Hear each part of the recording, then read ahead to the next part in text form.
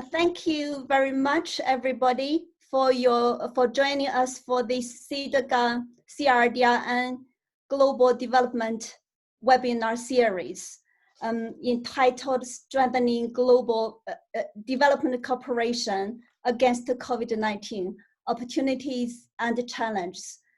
As the COVID-19 pandemic is ravaging every corner of the world, influencing every aspect of our lives. I think we all know this is the right topic for us to talk at this right moment. So I won't repeat the importance of this topic.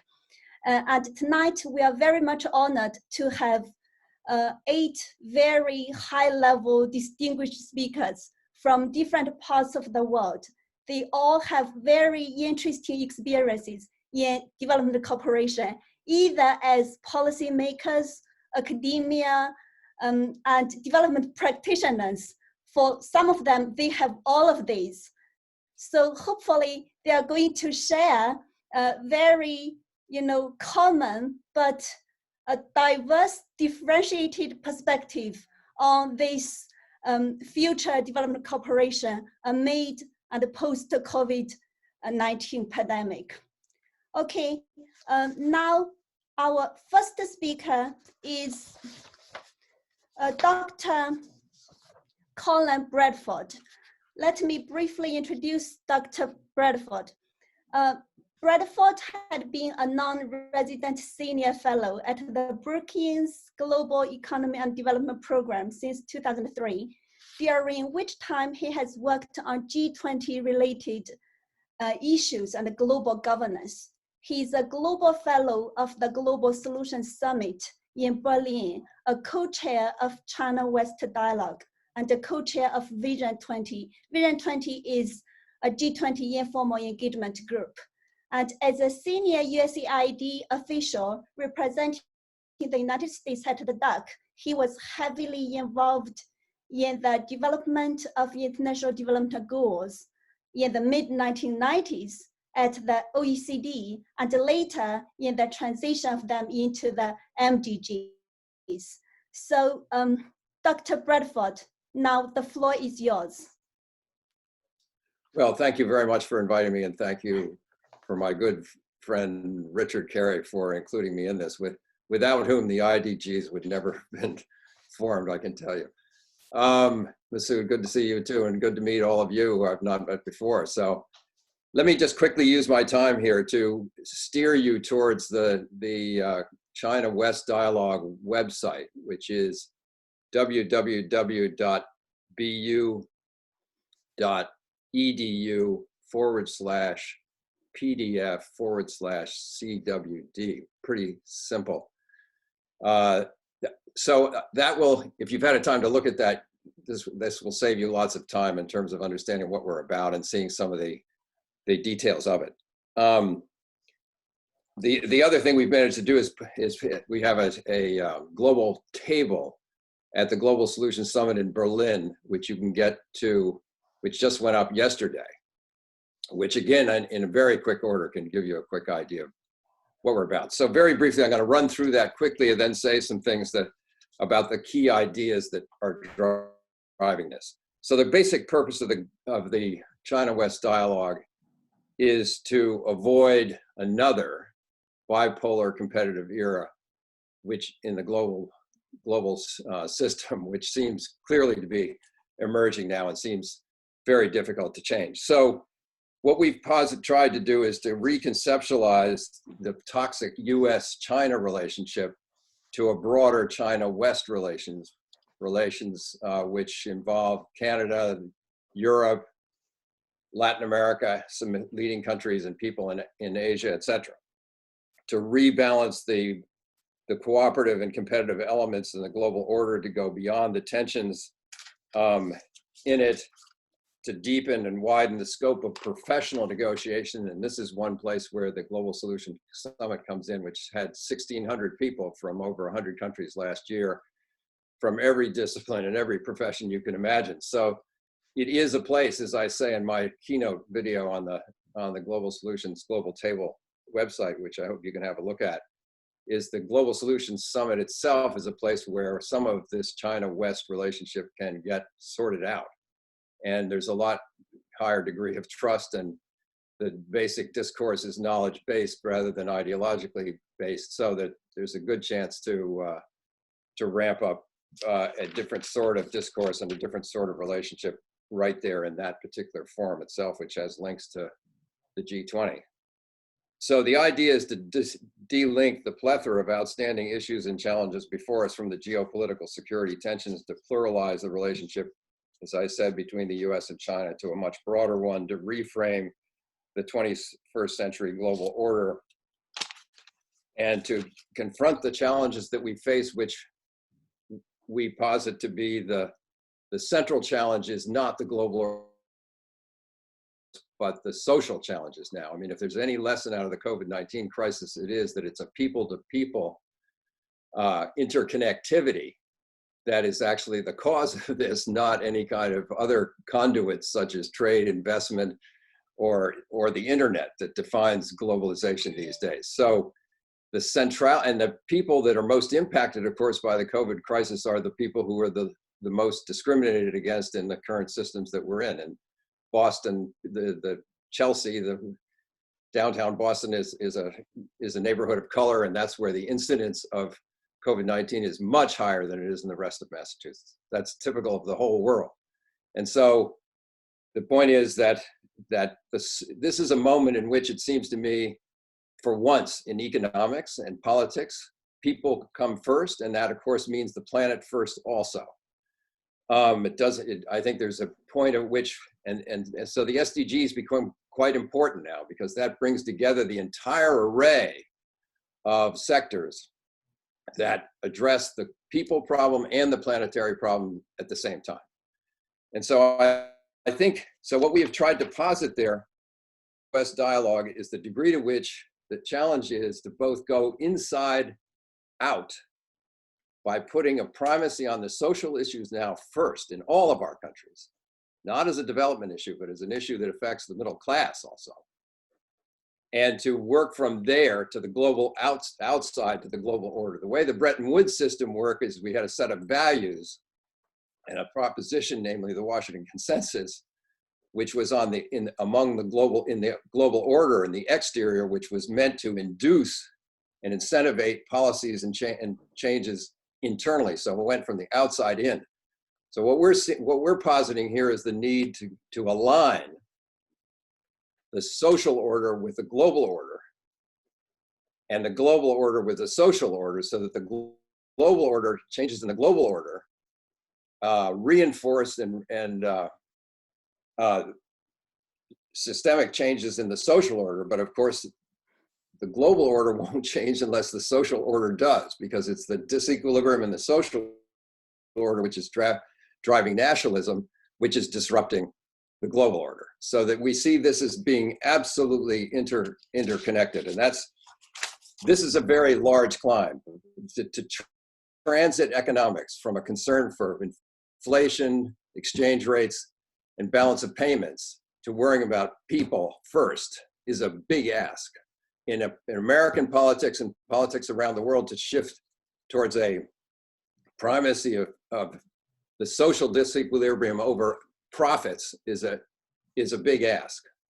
To try to turn around the China-US relationship is a big ask.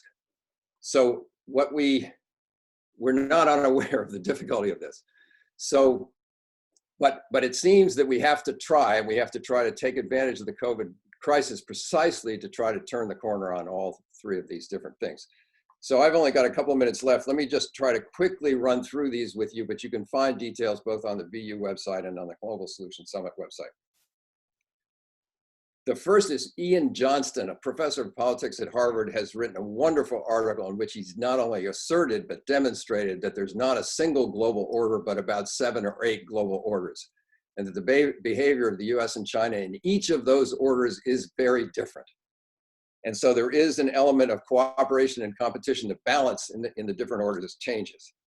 Chen-Dong Chao who's a founding member of the China-West dialogue, has posited, as you'll see on the Global Solutions Summit website, several narratives, a multiple modernization narrative, the fact that the global order should be driven by multiple narratives, which means moving away from a one-size-fits-all Washington consensus idea to the notion that every nation has a differentiated path towards modernity.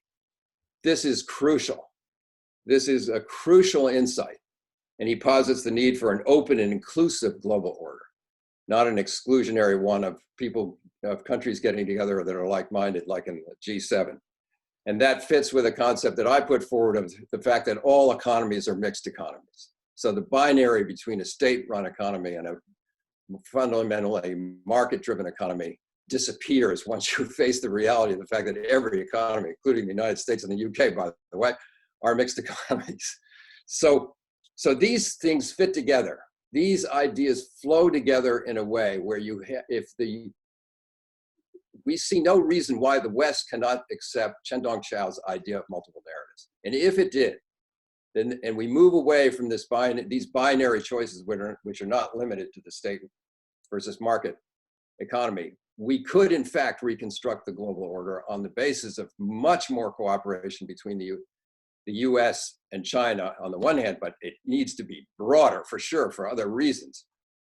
The US is not the only other country in the world that needs to interact with the Chinese, but without us interacting correctly, the rest of the cooperation becomes contaminated by our own toxic relations with China. So that in brief is that's what we're trying to lay out. That's what we're trying to do. I would welcome support from all of you in doing this, because this is not going to happen without a huge effort by a lot of people in a lot of countries. Thank you. Okay, thank you, Dr. Bradford. Amazing idea about this kind of new global partnership based on multipolarity. And we have 7 to 8 global orders, not just China, US. And another thing is we need to figure out a way for this kind of people-centered social policy. This is a really difficult time for this. I quote Professor James' words, it's between a rock and a hard place due to this kind of rise of populist right within this neoliberal world. Okay, correct. Thank you very much. Thank you. Thank you, I will mute myself. Our next speaker is Professor Li Xiaoyun. Professor Li is currently Chair Professor and Honorary Dean of College of International Development and Global Agriculture at China Agricultural University. He is also Chair of China International Development Research Network and Chair of Network of Southern Think Tanks. His work covers both China's domestic transformation, poverty reduction, as well as international development cooperation. He's not just a public intellectual in China, he's also a doer and a practitioner in development projects. He's founder of an NGO called Action Against Poverty that works on poverty reduction in remote minority areas of China. And he enjoys special allowance of Chinese State Council since 1990s and received quite a few awards on due to his achievement on poverty eradication. And his pioneering work in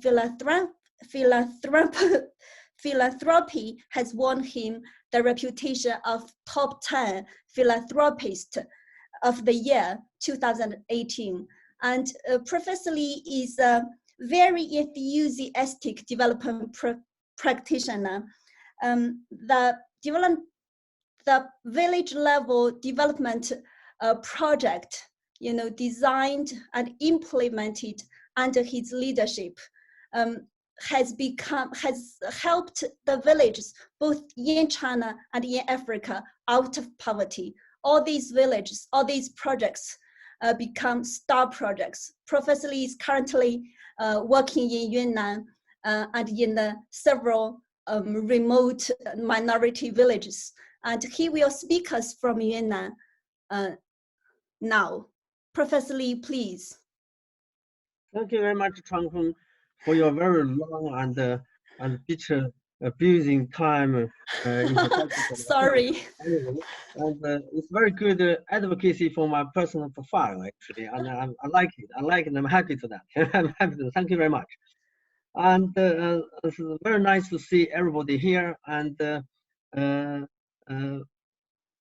by starting my contribution to focus on international development, I would like to call back very quickly historical our historical memory in terms of related to China and related to China and international development. In 1990, in 1910, in 1911, as far as I remember, in 1911, Dr. Sun Yat-sen, our great national leader, Dr. Sun Yat-sen sent a letter to Secretary of Commerce of the United States in those days, and read field. And as I said, Colin, you might know him. You might know him by name. Of course, you don't know his personally.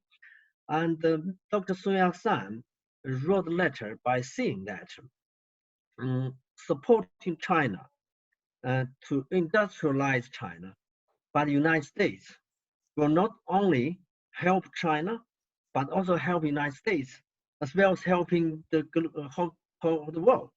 So that was the first proposal, as far as I understand, that to initiate today we call international development. And of course, his proposal was rejected by the Mr. Redfield. And Mr. Redfield said, well, this is a very good idea, but China already is heavily debt. So you cannot pay back if the United States give you help. So that was, obviously, that was more than 100 years ago. And the second thing that I like to also call back our memory, in 1940s, before the Bretton Woods Conference, in preparation for the conference, and the Chinese government delegation, but not this Chinese government, but the former Chinese government, and received proposal for the conference. And the proposal was actually had very little about what we're talking about today, about international development. So we ignored original document prepared by the American and the British as the formal document, which will be announced today. We call Bretton Woods Conference. And the Chinese delegation, the Chinese government delegation said, well, this is not enough. That you have to add international cooperation to help poor country, to help developing country. So that proposal was actually accepted during the conference. And most interesting thing was during the speech by the President Kuhn, and he did not speak anything about that whole document, but he only mainly focused on the issue based on the international development, which we call the 4 points today. The reason why I'm trying to call back our memory on those 2 important events is that I like to come back again the issue today, when the Chinese leader, again in the very new, very different era compared to 1940s and compared to 1910, very different time, and the Chinese government actually proposed, and the Chinese leader proposed the common future idea. When the Chinese started to send a medical aid team to Italy, to Japan, to Korea. So you're looking for international development context. This is very, very different, very interesting, very different narrative, politically, very different narrative.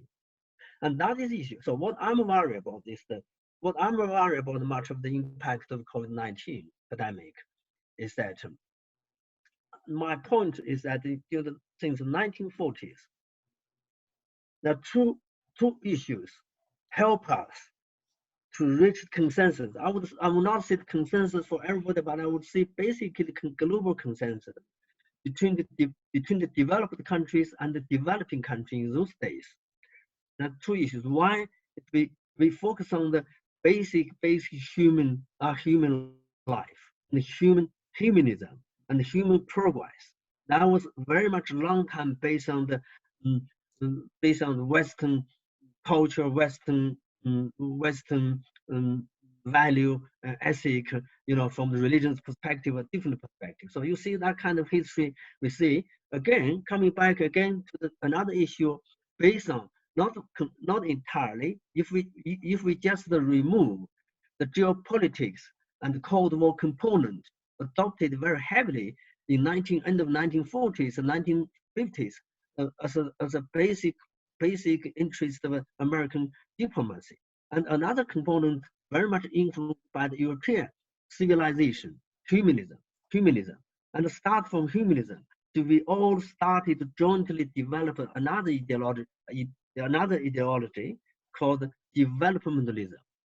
This means international development, start from 1950s, helped very much the developed country as well as developing country based on this developmentalism ideology, and the international development cooperation helped greatly to changing the social economic structure of the whole world.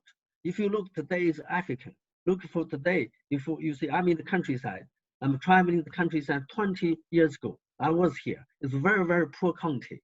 Today I'm here, I'm talking with my colleague in the car. I said, look, in the country, just so developed. So we actually benefited. This is what we see. We benefited from this globalization. We benefited from this process. What I'm worried is that the basic ethic and the basic consensus we have built up related to international development perhaps will be significantly altered, even changed, even heavily affected. So we face uncertainty somehow. Looking for why uncertainty? Where is the way? We're looking for the traditional bilateral international bilateral development cooperation modality, and based on the OECD DAC structure, which we start last 30 years. Second one for multilateral international development cooperation, the World Bank and also regional banks, all these principles, and also for the social cooperation and the CIDRN, and we've been actually very much advocating, and we are also facing challenges. So how about social cooperation will continue under such a post-crisis era, particularly geopolitically. So this COVID-19 crisis created not only the problem between the north and the south, but create problem in the east and west, but also create problem for among the southern countries. So we're also facing this challenge and difficulty. And lastly, and over the last few years, now we have emerged a new modality called triangle cooperation. Triangle cooperation actually is a good way and to compensate the issue of the shortcoming, to compensate the shortcoming of bilateral, multilateral, and north-south cooperation. So we see that it is also given the problem for these new modalities. So my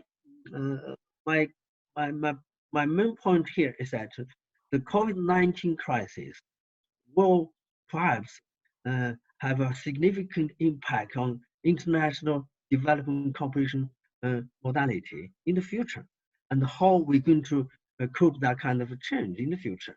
What we need to do is that we need to come to a new consensus. The new consensus, as what Colin said, we need to look again for the social dimensions, for the global sociality, and we look for very much the sociality based on nation state concept. So we need to move beyond that kind of boundaries, nation state concept. So nation-state concept is the major source of many problems we're talking about. We need to move on that kind of doctrine, and to see how about this kind of new. What I recently wrote a public opinion paper, article called New Cosmopolitanism. We need a new future world. And that is point where international development cooperation needs to be updated to contribute to building up this new world in the future. So what I conclude my contribution now, and I hope we can share different opinions and comment on this. Thank you very much for your. Thank you, Professor Lee. Professor Lee provided a historical perspective on the global consensus, which brings a global prosperity in the last 60 years. And now this global consensus has been challenged. And he also proposed some solutions to tackle the current challenge that brought by COVID-19, that's new cosmopolitanism. Thank you, Professor Lee. And our next speaker is Dr. Richard Carey. Dr. Carey is a former director of Development Cooperation, OECD DAC. And during his career at the OECD, he has led work on a wide range of development issues, including aid effectiveness, aid for trade, participatory development, and good governance, policy coherence, quite a few. He also led many DAC peer review teams on missions to examine the effectiveness of development cooperation programs of DAC member countries, including visits to observe the delivery processes at the level of developing countries.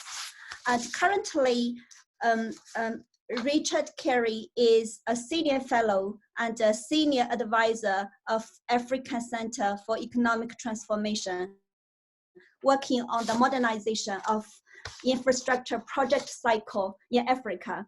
He is also our old friend. He chairs International Advisory Board of CIDRN, and also he's a member of IAC of CIDGA. Okay, please, Dr. Carey. Hi. Hello, can you hear me from Paris? Yes, yes. It's great to see you. You look as though you're just in this very room. Everybody seems to come into the room via Zoom. That's a new COVID-19 innovation, it seems. Let me pick up on some of the key points that Lee Chao-yun was making and Colin Bradford. And then I would like to have a look at what this all could mean for African development, which is an area that I'm focusing on very much right now. Now, what both Colin and Lee Chao-yun were saying is that we are in risk of falling into the trap of binary thinking. And very specifically, we're at risk of falling into the so-called Thucydides trap. And of course, there are political historians who would say that the Thucydides trap is a trap that is inevitable. History shows us that. But we know profoundly that we are only going to survive as a human race with a common future and working on that common future. And the president, Colin, of your Global Solutions Initiative, Dennis Noah, has given an anthropological explanation for why cooperation is the only way forward. And his explanation is that the human race has succeeded on this planet because it's been able to cooperate at higher and higher levels over historical time. And we've now reached a time when we need to even expand that global cooperation. And that is a scientific answer, because it's an anthropological force that we are all facing. Now, Dennis Noah says what we need at this point are key moral narratives that will keep the planet together, keep the human progress story going forward. Now, we do have such narratives. We have the Paris Agreement on climate change. We have the Sustainable Development Goals, and they both continue to be a roadmap on the future. And if you read them again, COVID-19 doesn't change that future fundamentally. COVID-19 and pandemics are even specified in the Sustainable Development Goals as risks that have to be worked on. So we have those two common reference points to come back to, and we must come back to them. Now, let's look at the development cooperation story. Now, the Development Assistance Committee at the OECD was founded in 1960. It was a United States initiative. And so it grew and it grew, and now there is a very large development cooperation community, not just governments, but all kinds of organizations, private sector actors, and so forth. And it is a very dynamic area of global cooperation. In the African context, we have a very, very dramatic story ahead. Africa, by the year 2050, will have 2 billion people. At the moment, there's 1 billion. So 1 billion more people in Africa by the year 2050. There will be 4 megacities of over 20 million people. There will be 17 big cities of between 10 and 15 million people. And there'll be 81 cities of more than 1 million people. So the economic geography of Africa is changing very fast. We need to think about that economic geography in a new way. We need to think about the urbanization process as the major story in African growth, and of the agricultural sector having to play in to that story, because at the moment, African cities are fed mainly by inputs. So there's a growth story there. Now, China has been extremely active in the last decade in the Africa story on the infrastructure front. And that has, of course, had, I think, some major growth benefits in Africa. It brings about some financial issues, which the COVID-19 crisis is bringing to the fore. We've had just yesterday, China announced that it will join the move to have a pause in debt servicing. So there is a point here where the Chinese role in financing African development and the overall financial scenarios in Africa will come together. And I hope that Masood Ahmed might tell us some more about this. But what I want to say is this, that what China is bringing to the Africa story at the moment is the way that China developed via the urbanization process, via the whole process of human capital development, which Zhu might talk about. So these two things, urbanization plus human capital development, they are the source of growth.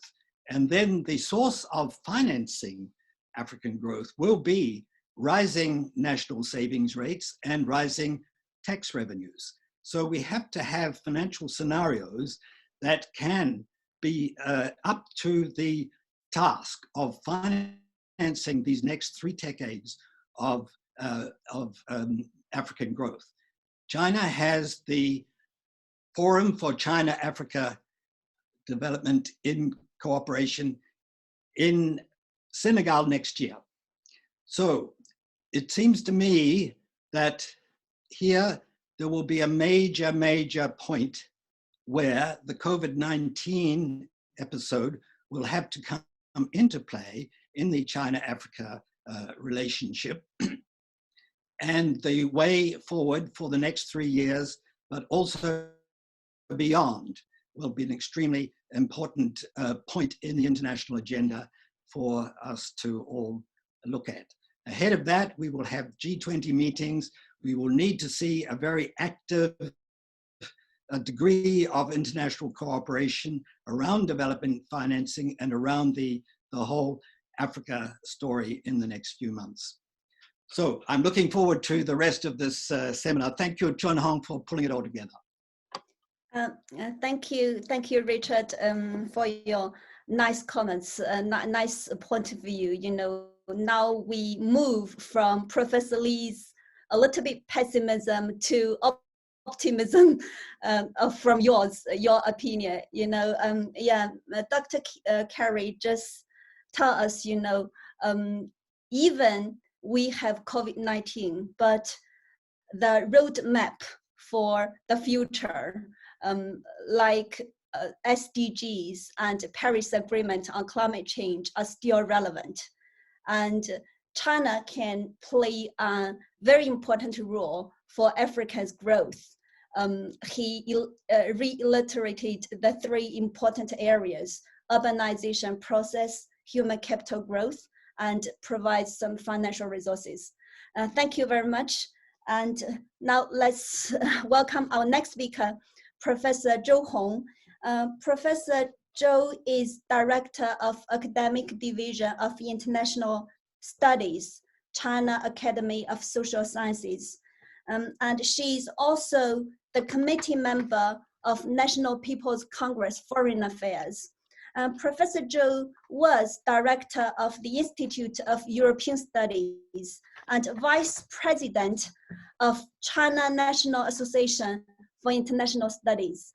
And in many occasions, I remember Professor Zhou said, development cooperation was just her hobby.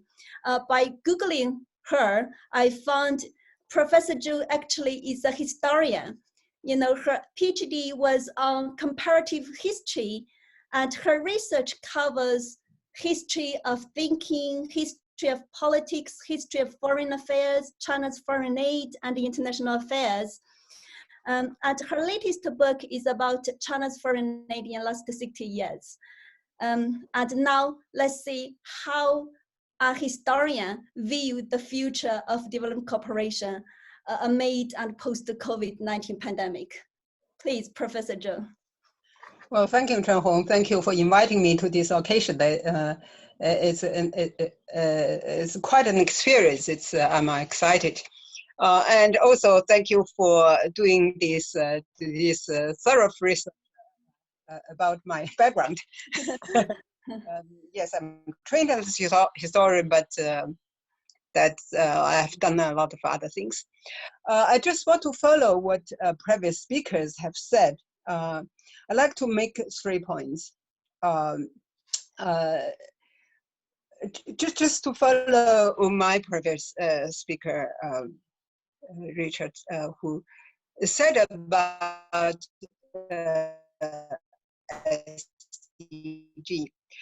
We all agree that it's a real test for all the societies, developing and developed alike, industrial societies and fast developing societies.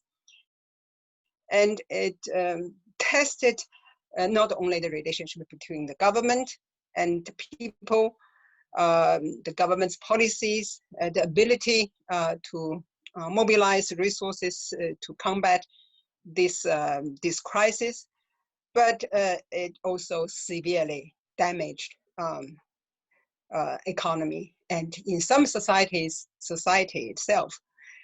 And while we are talking about post or not yet post, if we have to live with this pandemic for some time, what kind of life, what kind of world we're going to face? I think first of all, the people who are engaged in our field, that's international development, we first ask ourselves, what about the goals and the principles we have agreed upon? We all mentioned that we have SDGs, we have the objectives, we have the poverty alleviation goals, we have the environmental goals. We we even have social goals. There are several of those, I think, relating to society and social development. Here, I like to endorse Professor Bradford's initiative. I fully agree with you that this is a challenge to the societies, and we have seen the danger arising from societies, from the split of societies and the destroyed societies. And if we don't align our goals with those social challenges, developed and developing countries alike, we are going to see more of inward-looking policies by the states. The pandemic itself strengthened the state, but if it goes too far, it go toward rebuilding national institutions and at risk of international, then we're going to face another world. And also for our principle, we're going to have a more developed and more equal society, better life for all the people. We're going never to get there. But the question is how we're going to make this alignment. That will give me a lot of thinking, and I think it also calls for more researches and studies. My second point is has also been mentioned. That's the resources and methodology. If we agree that even after the pandemic, our goals and objectives and principles stay as the same, we're going to face a reality that the states, they are turning either inward or they're hurry relaunching their own economy. How we're going to cope with this situation that institutions, the national institutions were turning inward. How we're going to make their commitment untouched and also contribute more to realize our common standard and common goal. I think at this point, we need to think not only the financing is an issue. There are a lot of financing issues raised, but also methodology issues. In another word, if we need, our goal is to have our SDG met 2030, we have to really look at the resources we have that are available. We really need to dig out comparative advantages, and we really need to join hands. If we turn against each other, then I will never get there. There'll be a mess. So financing, methodology, and comparative advantage will be the issue toward realizing our goal. And the third point is, I'm going to be very quick, is the organization or institutions. During this pandemic, we discovered that there are weaknesses and there are loopholes, there are lack of necessary institutional organization, even lack of necessary institutions. No matter what we want to reach, if we, as we have just mentioned earlier, if we want to align social goals and agendas with our development goals and agendas, there are institutional organizations to work on it. So whenever we have a traditional goal, or even if we find there are more goals to be established, then we need to find not only the resources to do it, but people and organization to do it. So those are my 3 very quick points: goals and objectives, and also standards. That's the first. Second is resources and methodology, and the third is institutions and organizations. I'm open to more discussions. I'm looking forward to discussions. Thank you.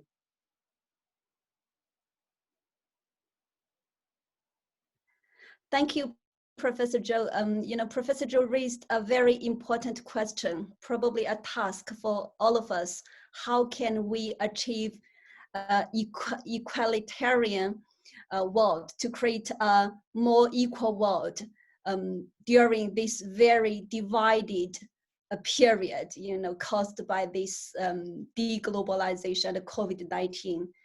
And he proposed several solutions. First is we need better methodology. Of course, we need financing resources, and we also need institutions and organizations to be in place.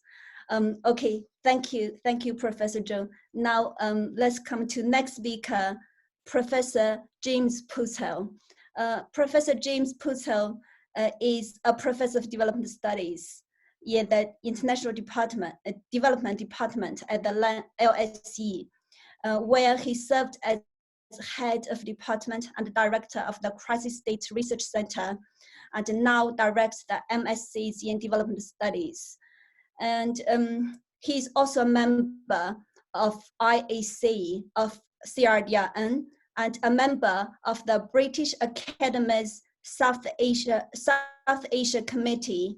And he was a founding member of the Fragile State Council of the World Economic Forum, and served for 3 years as a managing director of the Journal of Development Studies, and is currently on the advisory board of the Journal of Peasant Studies. And Professor James Purcell's research interest covers wide areas, including the Philippines and Uganda, Senegal, Malawi, and his most recent paper is focused on the US, the Philippines, and Brazil. So let's welcome Professor Purcell to give us his insightful views on the future of development cooperation. Well, thanks so much for including me in this forum. And I suppose I'm the most, probably the most kind of ivory tower of the group. I would love to be able to have, to see realized Professor Zhou's vision of equality and Colin's, and the vision Colin outlined, and the humanism of Li Xiaoyun. I don't think he was a pessimist at all in his statement. I think he was very optimistic. But I do think that we need to see the pandemic in light of a succession of crises that have created a number of wicked problems now. So coming on the heels of a profound financial crisis from which we have not really, the global economy has not really recovered, and our ongoing, quite deepening environmental crisis, the pandemic builds on the vulnerabilities that have been exposed by these complex crises. So that's the first point I want to make, because in the wake of the pandemic, we're seeing a huge economic contraction of monumental proportions. And when we think about the developing world as a whole, we're seeing a problem of profound indebtedness. So we're not going to be through this in any quick time, and the various shapes, curves of recovery are very problematic. That's the first point. I mean, the second point I want to make is that I think these crises really begin to put into question many of the parameters of the patterns of globalization, economic globalization over the past 40 years. So I think the patterns of global value chains in industrial production are challenged.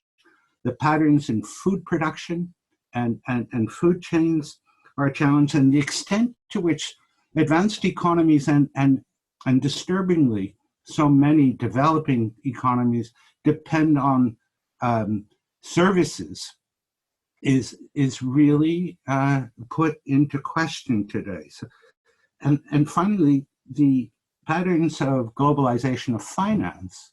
We've seen in the pandemic how fragile the systems in the developing world have become, how quick was capital flight. And so the pandemic is coming, not in itself raising all of this, but I think tipping the balance on a number of these really fundamental issues. And again, the emerging economies and the developing countries are going to be facing a level of indebtedness that's going to need so much attention internationally to avoid really quite catastrophic outcomes. So the SDGs that have been referred to several times here, the SDGs were cast in a neoliberal world. And I think the actions that are required, of course, need to build on what we do have in international cooperation, but they can't remain within the framework of the SDGs. So the patterns of globalization of the past 40 years are fundamentally challenged now, but global action facing, when we're talking about the environmental crisis, when we're talking about international finance, when we're talking about the pandemic, global action is absolutely required. So global action is required in a way that probably is going to have to depart from the patterns of globalization so far. So that's kind of the problem. And I just want to raise three big points of this very complex way going forward, but that are also very central to China's role in all of this. The first, I think a number of us have talked about, we must face this situation with multilateralism, particularly in the face of what has now become an extremely hostile unilateralism coming out of the White House. And if anything, reading Colin's organization's assessments of the various trends in the United States, we can see that even under a Democratic Party win, it's not at all guaranteed that this hostility, which actually was ramped up before 9/11 and to some extent put aside, this is a hostile world for China. And it is so important in the face of this kind of unilateralism that China can promote the ideas of a common future, the kind of triangular cooperation that Li Xiaoyun talked about. I think in the G20, as Richard made clear, this is one of the fora that should take on enormous importance going forward, and importance for China. The second thing is that I think that China needs to rely on and consolidate its solidarity with emerging and developing countries. In the face of these kinds of hostilities, it's really important for China to do this. And Richard made a really important point about Africa, all of which I would second in terms of the importance going forward of this continent and this population. And so I think China has to take a particular new approach. And for instance, the incredible Belt and Road Initiative, the outward thrust of Chinese investment, which has been very important for Africa, I think China should be reviewing all the contracts on its own initiative and becoming, really shoring up its legitimacy in the West. And I'm very frightened by the kind of activities that happen in Guangzhou and whatnot, where there's a sort of attacks against Africans. And we can go into the details about this, but they were serious enough for African states to come back. And so China needs to avoid that path and really consolidate its solidarity with the developing countries moving forward. And the third thing is directly related with the pandemic and what should be happening as we move forward, because this is China's role in promoting international scientific cooperation among scientists. There's some of the hostility is being directed at China directly in relationship to the pandemic. There are great models to follow. There are people at Columbia University working with scientists in China about the origins of the COVID-19. When I think back at the days of the Cold War, one of the ways that we were trying to move beyond the hostility was to promote the cooperation between scientists. And now more than ever, I think China can play a really big, and take the high road on this, play a very important role in this regard. And in that sense, in its aid programs, as well as promoting the cooperation between scientists, promoting the establishment of really durable public health systems.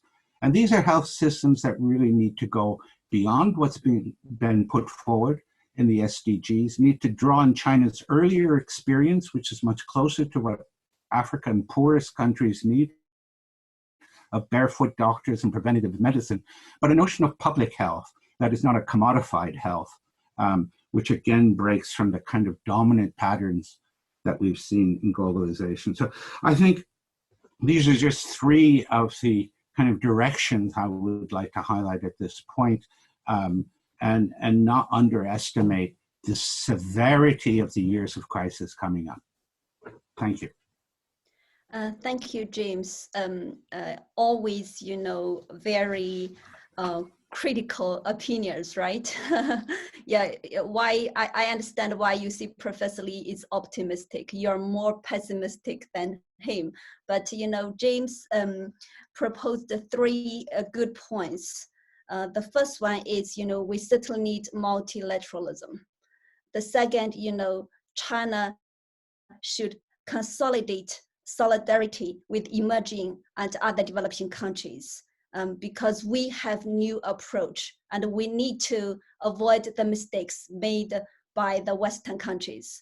And the third one, something like scientific research, the scientific exchange needs to be, technical exchange needs to be strengthened.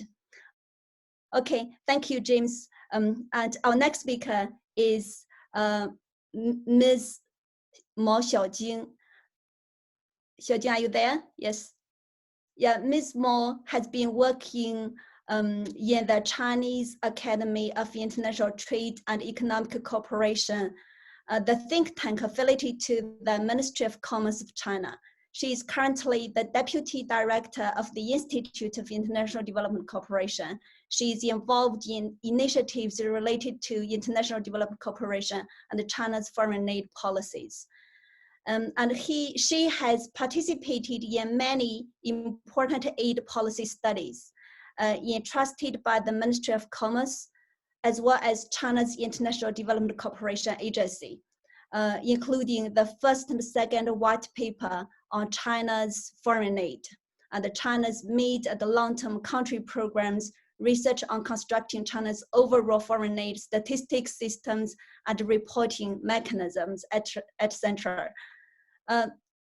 Xiaojing, yeah. Please, the floor is yours. Okay, thank you, Chuanhong. And also, yeah, many thanks for your invitation to this interesting webinar. And I really think it's a good topic under this situation. Well, yeah, my background is mainly focused on China's foreign aid and also international development cooperation. So I will mainly focus on this area. I'm afraid, I will be more pessimistic, and that's but I think it may be as a researcher we may see more problems and trying to think about it and to see whether we can innovate more solutions to it. So we see actually this unexpected pandemic has already spread to almost all of those countries in the world, and also it brought great impact on the political, economic, and social development of all the countries. But specifically on development cooperation, I want to focus on 3 points. First, I think many also the former speakers mentioned is on this financing issues.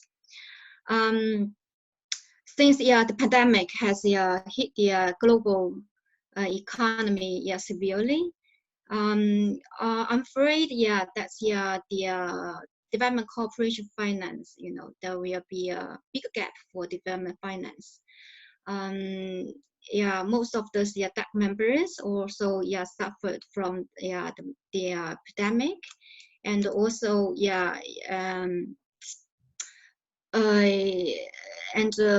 well, I think the World Bank and the IMF also released the newly estimate or forecast of the world economy, and they think the world economy may suffer the most severe hit even more severe than this financial crisis in 2009. And the global economy may suffer or experience a minus growth rate.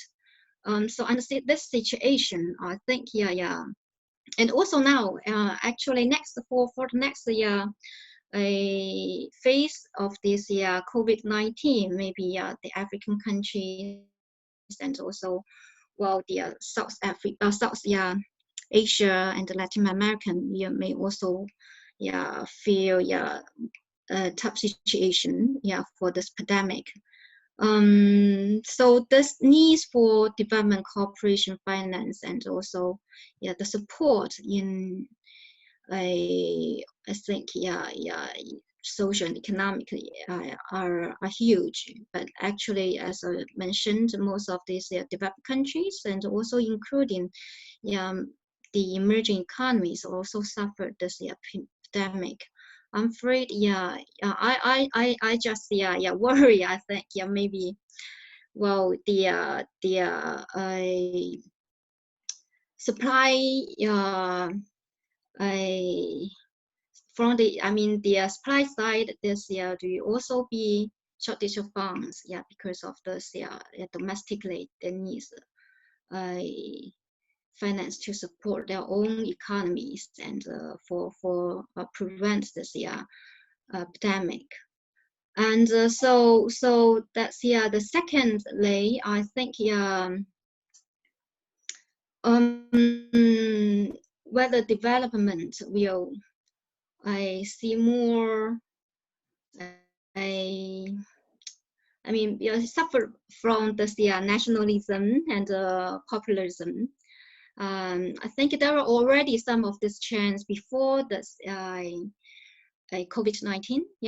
But this epidemic has even exaggerated this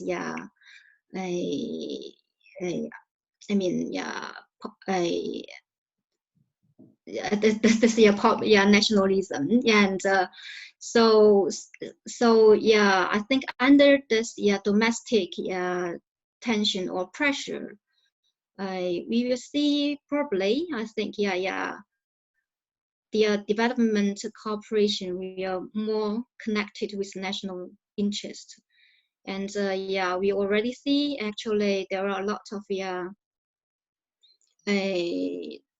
domestic or discussions whether like DFID will merge with is a foreign affairs, and also I think before there were also discussions whether the USAID will merge with the state council or so I think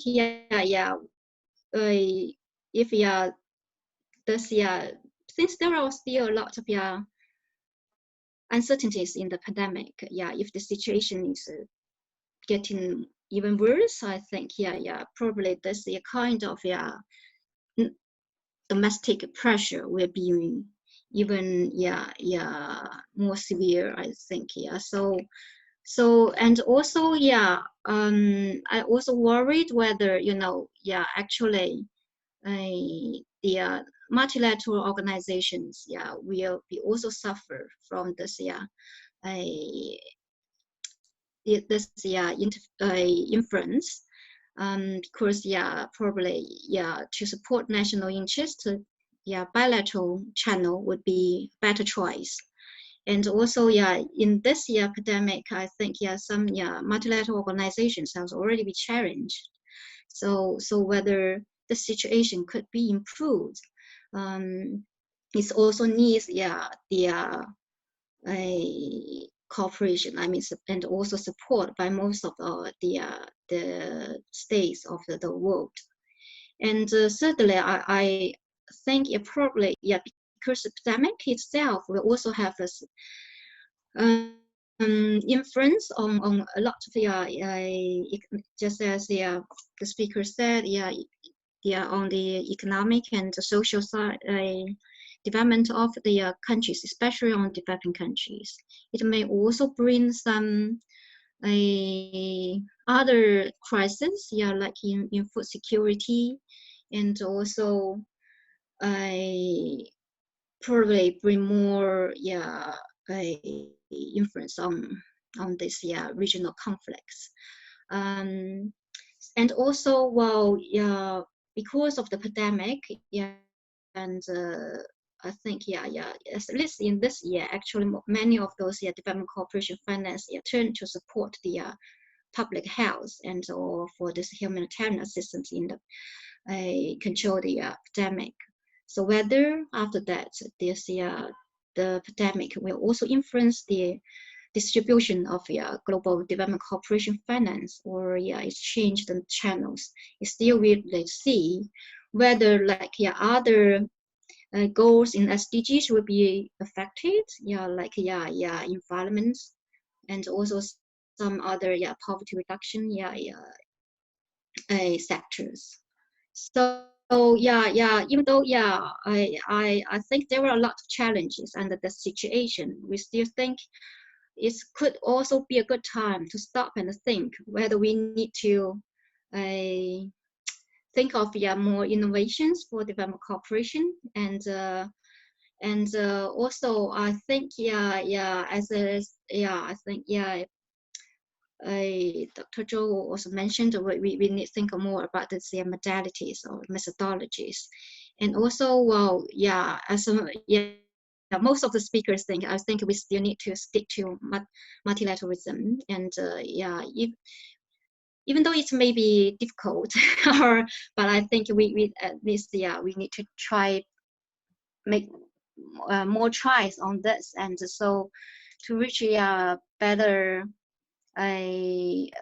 mutual understanding. And also I still think dialogues and the communications could help and in this situation. And there are also a lot of the trilateral cooperation discussions with China and from many traditional donors. We hope even after the COVID-19 or in this situation, this kind of cooperation can be continued.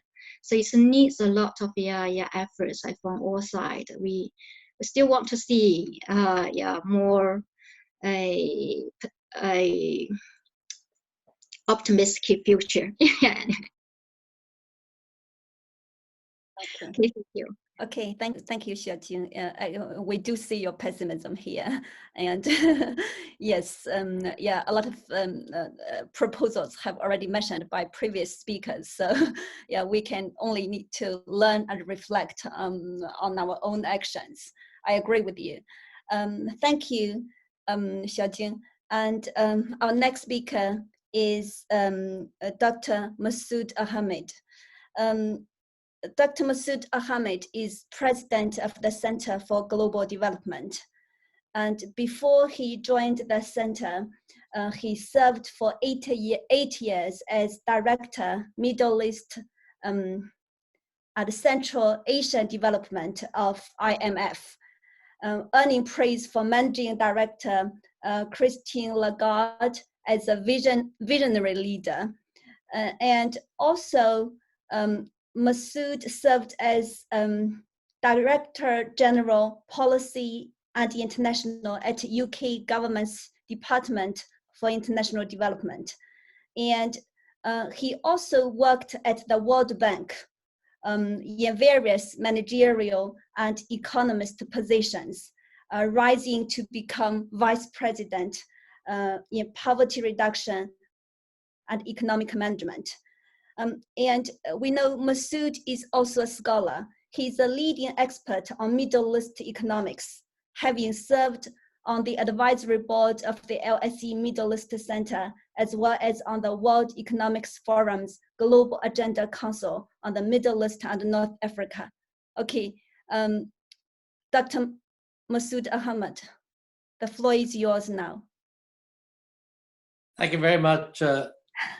That's a great pleasure to be here. Thank you for inviting me.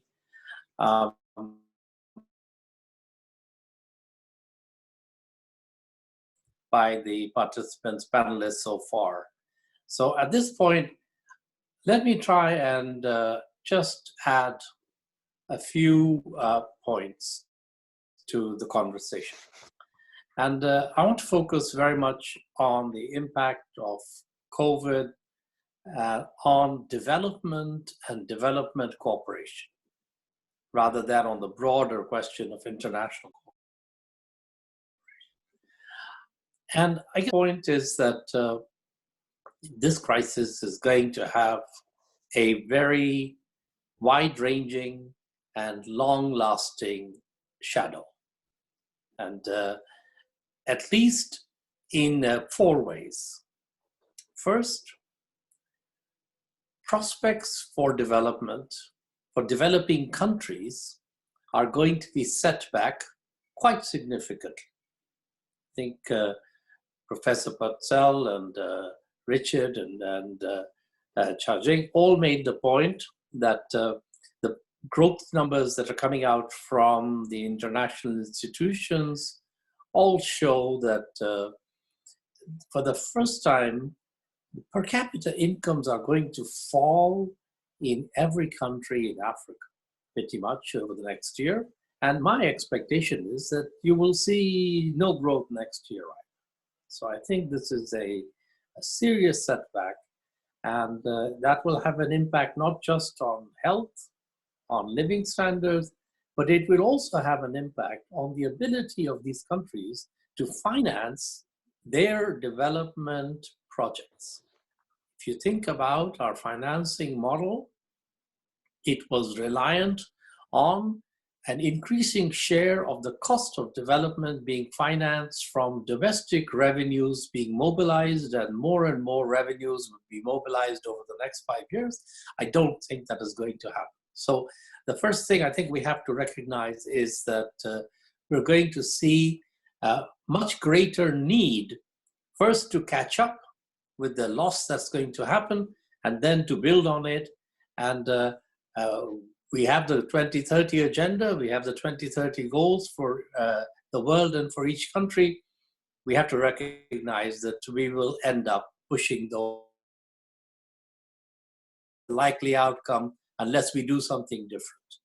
The second dimension in which this will have an impact is that in terms of the focus of international development cooperation, it will build on a trend that was already happening, which is to raise the focus on global public goods and global actions. Last year, there was a movement and an agenda of climate change that was rising up in the international discourse. Temporarily, climate change has been put a little bit aside while we focus on pandemic, which is the classic global public bad. Soon, climate change will come back, biodiversity is down the road, thinking about how we look at a pandemic, a digital pandemic, which is going to come at some point. It's only a question when. The focus is going to shift on development actions which are global in nature, and a bit less on focusing on improving lives in countries where there is no global spillover. And unfortunate for the people living in the countries, but I think we just have to recognize that people's attention will need to be brought back to the central task of development, which was actually to improve lives and living standards of people living in developing countries. The third dimension is what I would call the market reaction to the consequences of this pandemic. And many of you have touched on it. I think Professor Purcell touched about it particularly. Many dimensions of global supply chains, of the concentration of manufacturing, particularly in China, of the reliance on one country, for China in this case, for global supply of things like medical supplies, antibiotics, all of that is going to be a rethought.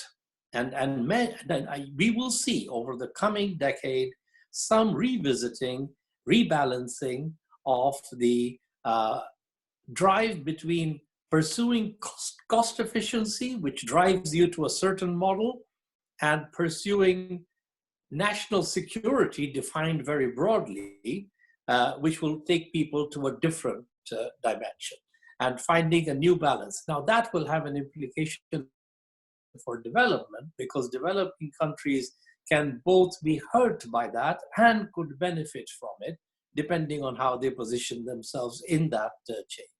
And the final dimension in which it is going to have an impact is going to be in terms of the politics of global cooperation. And that, of course, many of you have talked about it. I think we have to recognize that even before the COVID pandemic, there were two things happening in terms of the politics of development cooperation. One was a sense in many countries that bilateral was preferable to multilateral. And I think John just made that point as well.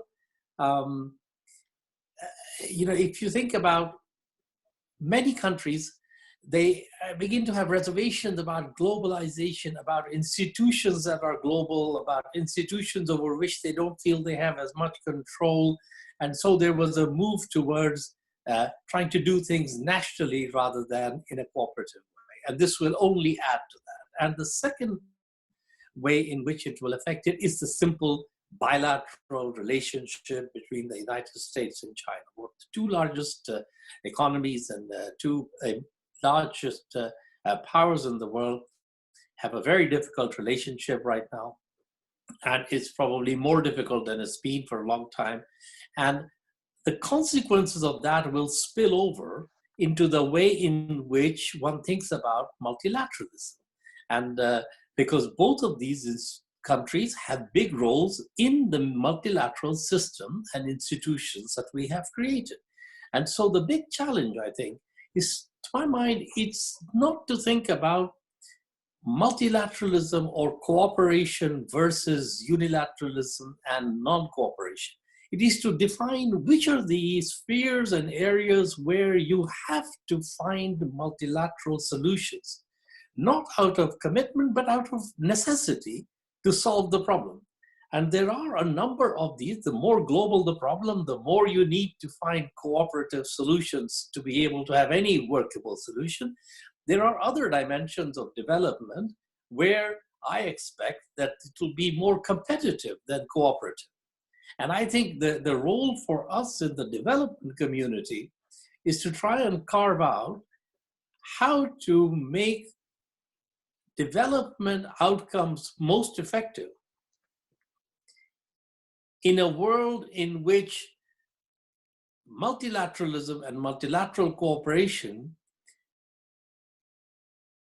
and out of choice as simply the right way to do things. And I think that's going to be a very difficult agenda ahead. But I do feel that, as many people have said on this panel, you need to solve global problems through bringing together all the partners. Now, you can call it multilateralism, you can call it something else. It doesn't really matter to me. What matters is that you cannot solve the problem unless you bring all the players together. And that's why I think for some problems, you do need multilateral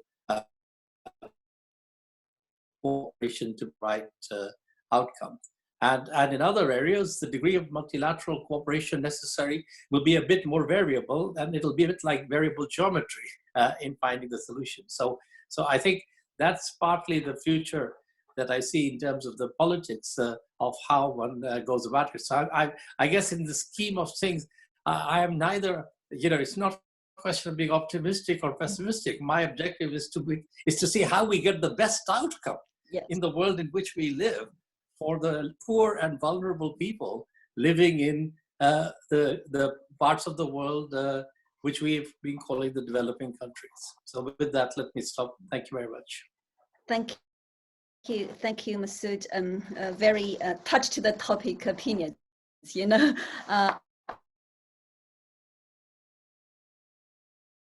Let's welcome our last speaker, Professor Sachin Chaturvedi.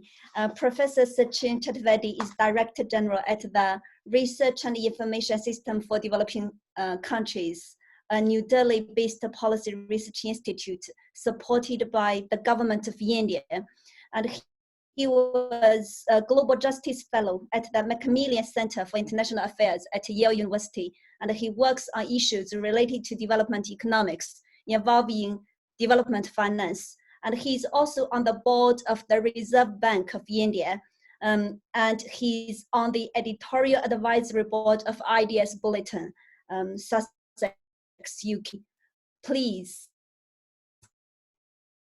Thank you. Professor Chaturvedi. Thanks, John, for your very generous.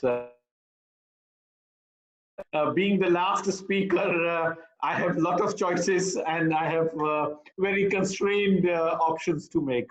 So I must congratulate the panel and I must congratulate the team to get brilliant brains on this. And I'm very happy that in these difficult times, we are all coming together and thinking of what architecture we really want. And I think a couple of issues that I would like to begin with. I think first and foremost, the very issue of the idea of development. What kind of development we really want? And I think given the financial constraints, economic constraints, and limited resource availability, countries are more and more compelled, particularly the LDCs and the developing countries in terms of the development choices.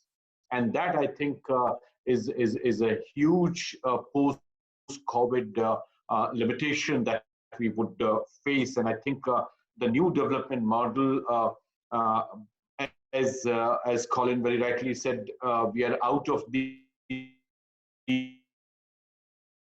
Fortunately, we are not out of the limited sort of canvas that the countries have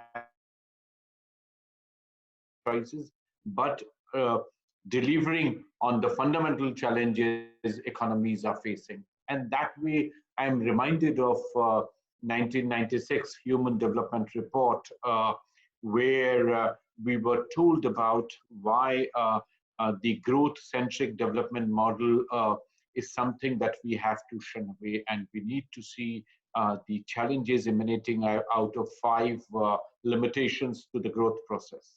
And the growth process that is giving pessimism, as Chan Hong found in interventions here, in terms of whether it's futureless growth, or it is voiceless growth, or it is jobless growth, or it is rootless growth, or it is ruthless growth. So these kind of growths that are there, I think have constrained the choices that we have to make. In fact, the 5 P's of the SDG that was alluded to in terms of people, planet, prosperity, partnership, and peace, I think are something that we can move on with. That's my first point in terms of how we are going to go forward with. And that's where we need to see how the idea of wellness index or something to go beyond GDP and bring in the new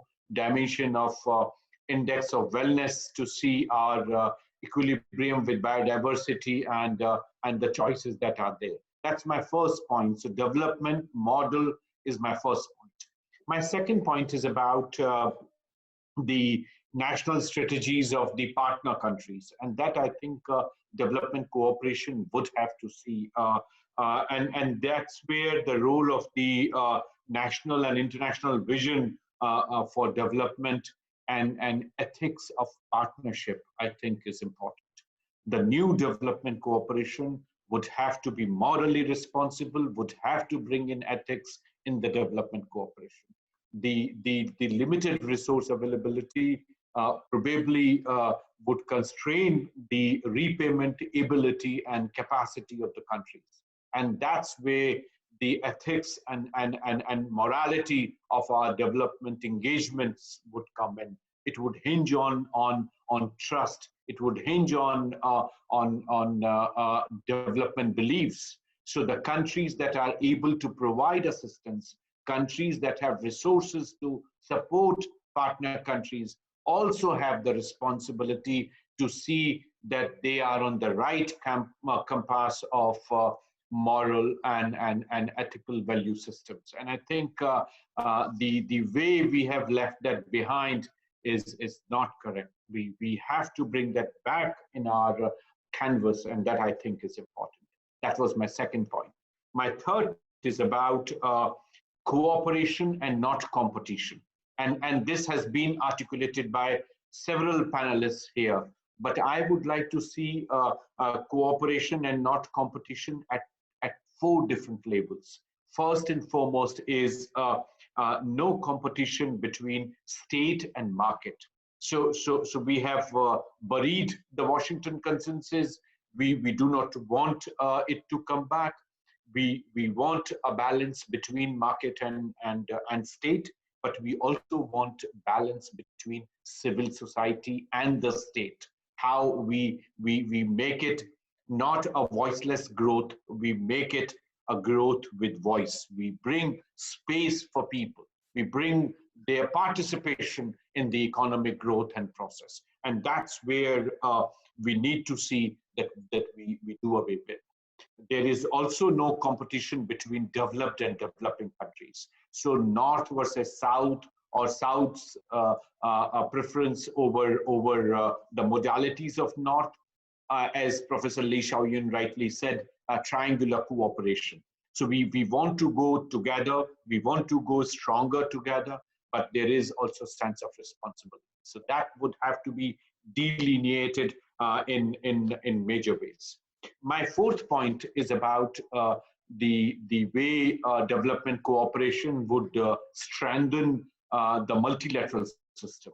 The issues that are haunting multilateral institutions, be that WHO or WTO, I think are issues that we cannot brush aside. If multilateral institutions have to stay relevant, the 75th anniversary of the United Nations gives us an opportunity to revisit the institutional architecture, responsibility, and connectedness of the United Nations, and what kind of United Nations we want, what kind of multilateral institutions we want, I think is an extremely important point.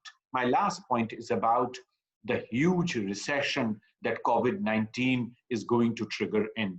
Limited liquidity, limited resources, and inability of the powers, be that China or United States, both would have limited resources to provide to developing countries. If you look at their trade partners of China, they would not be in position to repayment that are coming up for debt. If you look at United States, the fiscal stimulus is already touching 10% of the GDP of the United States. And if you look at the public debt to GDP ratio, it is almost 100% now, which is not very far from the wartime 106%. So US is in trouble, but China is also in trouble as financial and economic parameters are very clear. So in this world where resources are not available, development paradigms and multipolarity is pulling the world into all different directions. Multilateral institutions are not in the position. I think we all getting together, putting our ideas and perspectives together to see how brighter and much more prosperous, much more cooperative global architecture is possible, I think is the way forward. And that's how I see development cooperation playing its important role to take all of us forward. Thank you. Thank you, Professor Sachin. Very insightful views, give us very concrete solutions. The first is development model. How can we avoid growth without development, right? That kind of model. And then, the ownership of developing countries. We should cherish the ownership and should follow a kind of moral compass for development cooperation. And we need to advocate cooperation, not competition, including all the stakeholders, national level or local level, and certainly need to strengthen the multilateral system, especially the UN, and to avoid the worldwide recession. Thank you very much. And thank you for your patience. I've told you you're the last speaker because you are the youngest among all the gentlemen. Okay. And we are ran out of time, but we still have questions. I don't know if you still have energy to answer questions or we just announced the close. Can you just answer a few questions? Okay, thank you very much. And the first question, I think, raised by Kathy to Professor Lee and Dr. Richard. Given the trend of economic recession caused by COVID-19, many developed countries and emerging economies, such as BRICS, are facing economic crises at national level and are struggling to satisfy their own nation.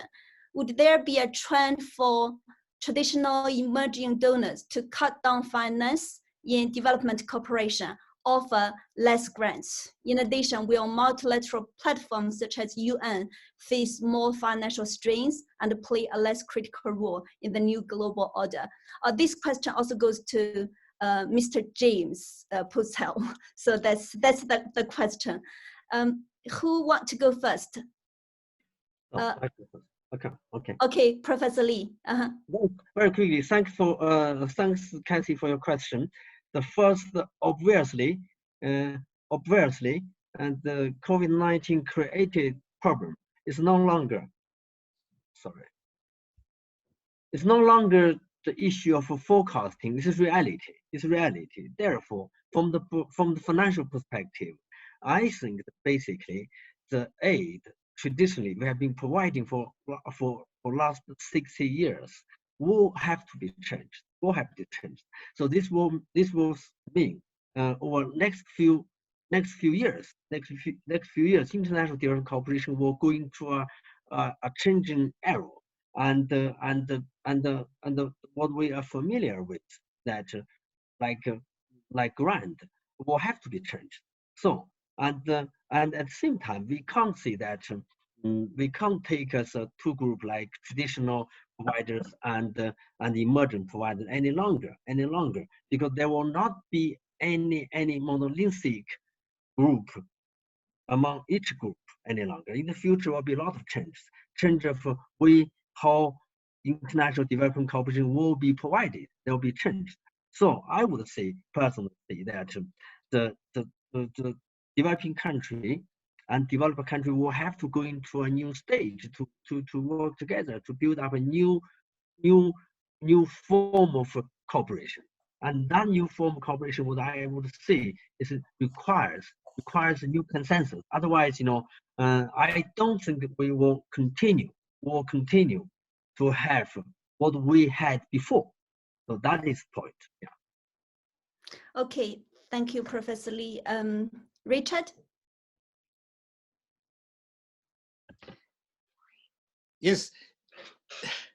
On this question from Kathy, one thing that we are seeing is that the amounts of money needed to respond to COVID-19 are absolutely huge, that aid budgets are tiny in relation to these huge amounts of money being needed domestically.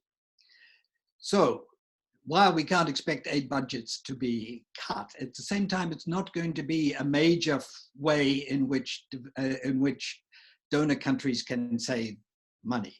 It's really going to be a question of how much attention time have they got to put into international development cooperation. Now, I'm very interested in a note that Masood wrote just a couple of days ago, I think, Masood, on the Center for Global Development page, saying that you believe that the MDBs are where doubling of their loan books over the medium term will be needed, and there should be a lot of focus on how to get that amount of money through the multilateral development banks. It would be great to hear your response to that. Thank you. Okay, James, before you go ahead, and there's another question to you. I hope you can answer it as well. Then in relation to hostility issue toward China, how do you contemplate and reflect upon China's newly pronounced initiatives or concepts such as Belt and Road Initiative, Common Future, or Triangular Cooperation, and etc.? Do you think these Chinese initiatives and concepts will generate normative appeal with substance to other parts of the world? Or is it viewed as an augmented practice or misaligning with and deviating from a more universal neoliberal framework?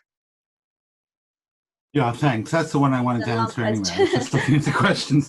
And I want to say two things, and then I'm going to have to run because I have another meeting that started 40 minutes ago.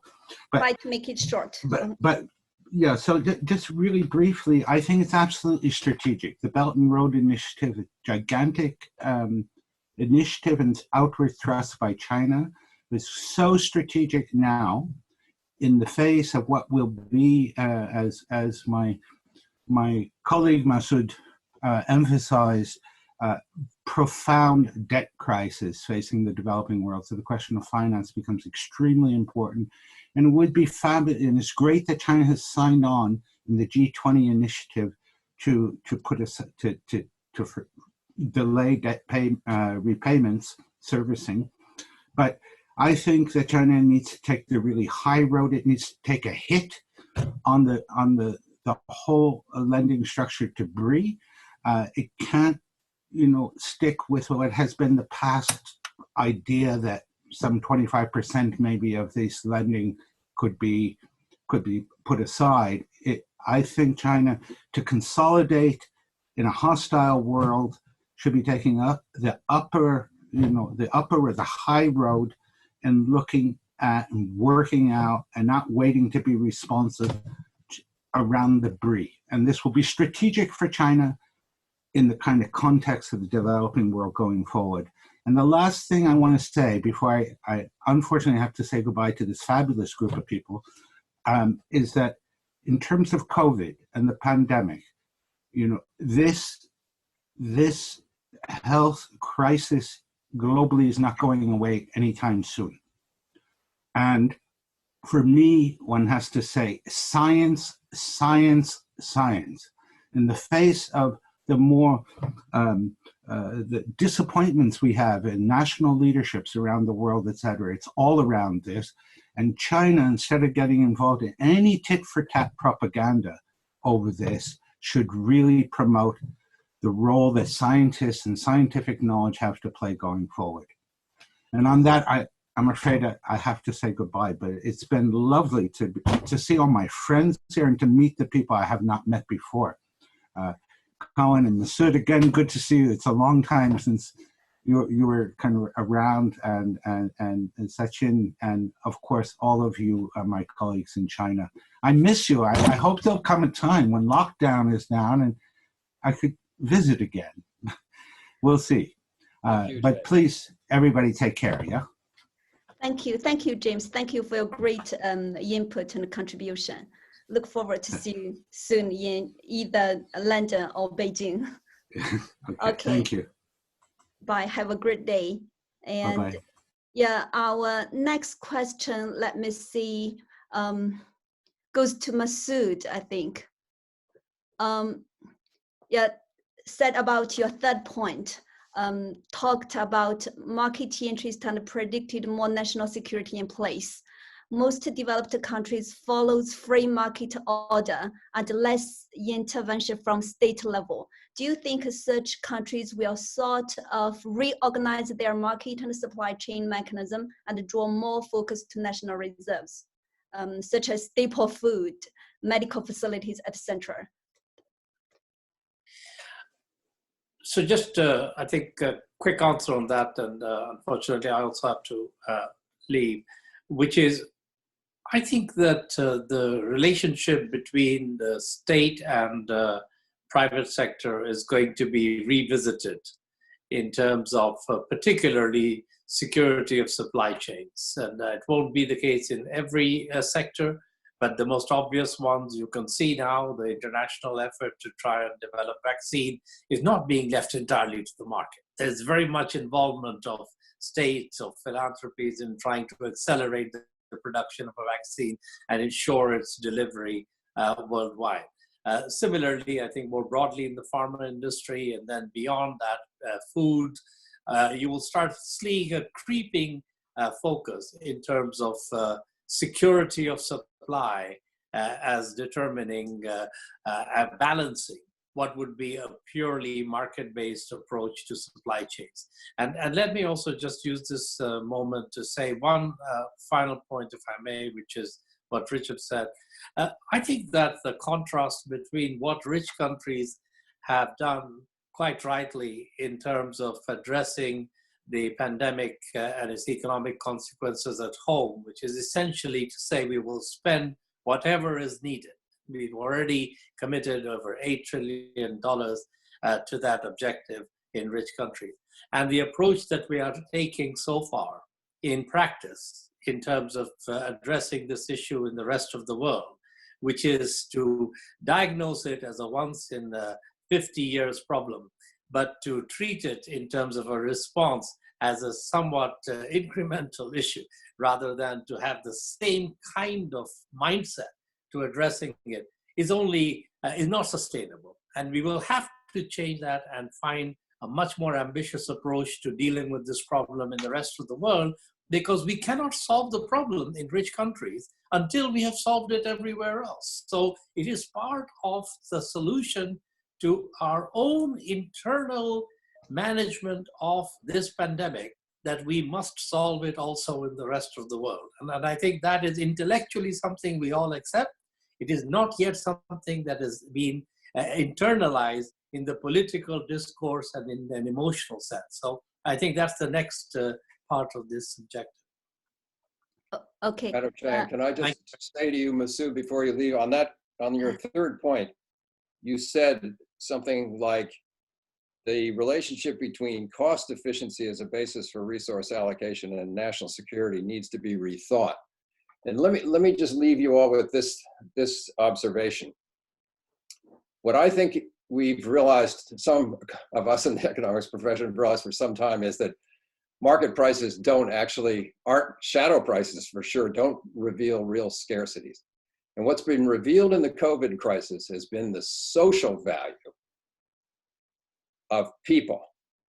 Frontline health workers on the one hand and meat packers on the other, just to give you two vivid examples of people who are underpaid, underrepresented, and underappreciated in most market economies. Their market value is well below now what we understand to be their social value because they need to deliver for us. So there needs to be some real thought about those disparities and a willingness to pay more than the market price because of the social value that people had. And I think so. I think you've touched on a very sensitive, for economists, this is heresy, right, in a certain way. But I think a lot of people are coming to realize that the social value of people has a huge societal impact on everyone. And therefore, you have to reevaluate what their real wage is. Thank you. Yeah, Colin, I have to say that I think in a crisis, the one important thing is to recognize that the distance between what is thought of as impossible and what is seen as inevitable is very short. Yep. Okay, Dr. Bradford, here's another question which might point to you. And, it's about the vaccine, the COVID-19 vaccine. How it will impact the development cooperation if China discovered the COVID-19 vaccine earlier than other countries, or the other way around, like USA and Europeans discover it earlier than China, considering the USA is accusing WHO and cut off her support to WHO. Will it make any change in relationships of particularly these two countries and LDC countries like Afghanistan? This, I'm afraid, probably someone from Afghanistan. Dr. Bradford, can you answer this question?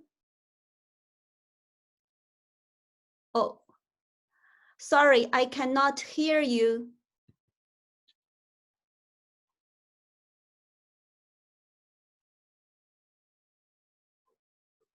Sorry. Maybe you can go. Tim, Bradford, Dr. Bradford, I cannot hear you. Okay, so now you can hear me. Sorry, I have to apologize for both the technical glitch, but more importantly, I didn't understand the question was directed towards me. Don't know a lot about vaccines, don't know anything about Afghanistan, and yeah, I'd like to demur to someone else who's better qualified than me to talk on that subject. Okay, okay. Yeah. Hello, Chen Hong. Yeah. Before I leave, I also like to clarify what I think is important, because it's closely related to Dr. Bradford's initiative, and also pointed out by Mao Xiaojing, that that's the social issue. In this pandemic, we have seen clearly that if the society is harmonious, with harmonious society, there will be more efficient actions. But if the society is divided, it can be many reasons for the division of the societies.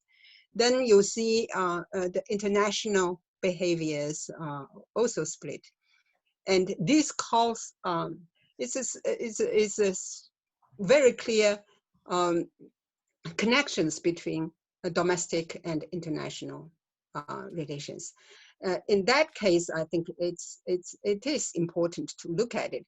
It's by no means egalitarian thinking, but it's realistic. You have to look at this before you claim that you are going to agree upon some common commonalities or common goals and common actions. You have to have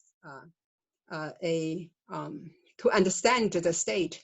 The state is greatly reshaped by the epidemic, and it's an issue. Okay, thank you very much. Xiaojing, do you have some last words to share? And I know a lot of questions to you, but I think, probably it needs one day to clarify China's role in development cooperation during COVID-19. So probably you can just use 1 or 2 sentences to. Okay, yeah. I think first I also noticed there are a lot of discussions or debates or criticism. Some may also praise for China's aid to facilitate the other countries for the COVID-19 response.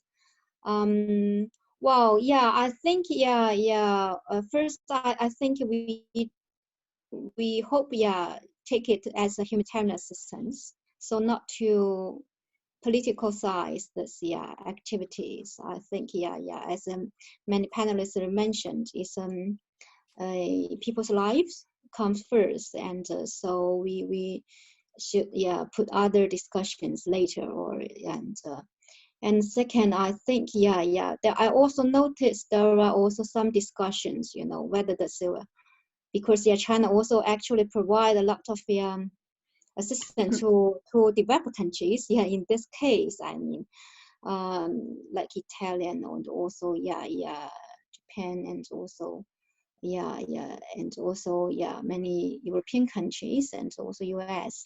So it's not I think it's just under this situation. It doesn't mean in the future it will change the development cooperations under the North, South, and South cooperations relations fundamentally. So I think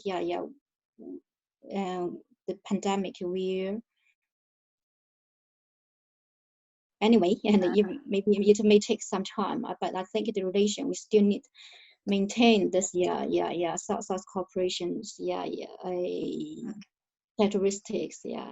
Okay. Thanks. Thank you, Professor Sachin. Could you just summarize or pinpoint 1 or 2 sentences to summarize the major takeaways for our audience today? I think, Chahong, in my view, the discussion today has brought out the role that people are expecting from the global leaders, and that includes China in terms of how China can bring in, and as the questions have also indicated, the role that is required, and how best we can strengthen the UN and the multilateral institutions for us to go collectively forward by making more inclusions and avoiding exclusions. As I also highlighted, COVID crisis has also given us an opportunity to revisit the kind of the world we want, what kind of development we want. Mm-hmm.